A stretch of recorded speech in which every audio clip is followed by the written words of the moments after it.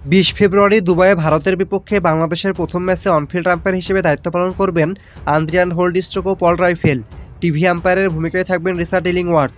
আর চতুর্থ আম্পায়ার হিসেবে থাকবেন মাইকেল গভ। ম্যাচ পরিচালনার দায়িত্বে থাকবেন ম্যাচ রেফারি ডেভিড বুন। ২৪শে ফেব্রুয়ারি রাওয়ালপিন্ডিতে নিউজিল্যান্ডের বিপক্ষে মাঠে নামবে বাংলাদেশ। এই ম্যাচে অনফিল্ড আম্পায়ার হিসেবে থাকবেন হাসান রাজা ও কুমার ধর্মসেনা।